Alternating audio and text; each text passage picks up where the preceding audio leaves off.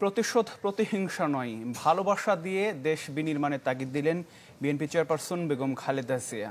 বিএনপির বর্ধিত সভায় তিনি বলেছেন, দেশের অর্জনকে নস্যাৎ করতে নানা চক্রান্ত চলছে, তাই দেশ ও জাতির স্বার্থে সবাইকে এক হয়ে কাজ করতে হবে। ন্যূনতম সংস্কার শেষে গ্রহণযোগ্য নির্বাচনের দাবি জানান বিএনপি চেয়ারপারসন।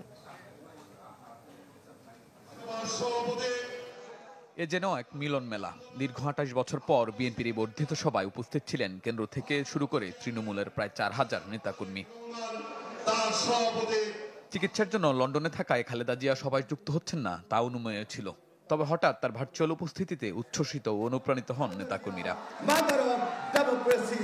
ভিডিও বক্তব্যে বিএনপি চেয়ারপারসন জানান, চিকিৎসার জন্য বিদেশে থাকলেও রয়েছেন জনগণের পাশে। আমি চিকিৎসার কারণে যুক্তরাজ্যে অবস্থান করলেও আমি সব সময় আপনাদের পাশেই আছি। প্রাপ্ত অর্জন বিনষ্টে ষড়যন্ত্র চলছে মন্তব্য করে প্রয়োজনীয় সংস্কার শেষে দ্রুত নির্বাচনের দাবি জানান খালেদা জিয়া।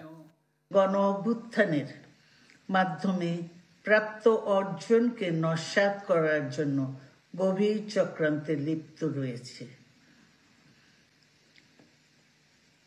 ইস্পাত কঠিন ঐক্যের মাধ্যমে জনগণকে সঙ্গে নিয়ে এবং চক্রান্তকে ব্যর্থ করে দিতে হবে।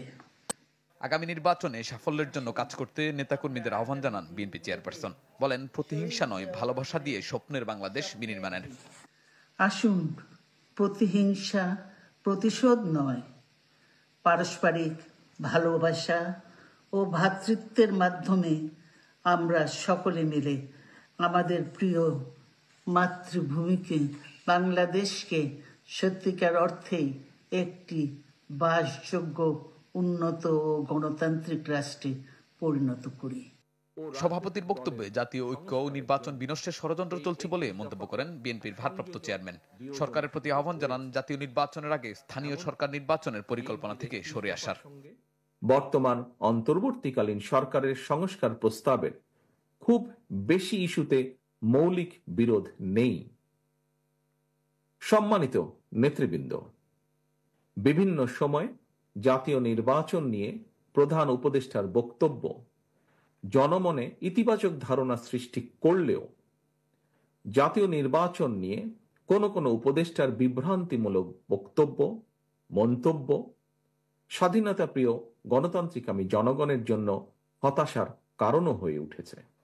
নতুন দলকে বিএনপি স্বাগত জানায় জানিয়ে তারেক রহমান বলেন, দেশের স্বার্থ রক্ষা হবে এমন পররাষ্ট্রনীতি চান তারা।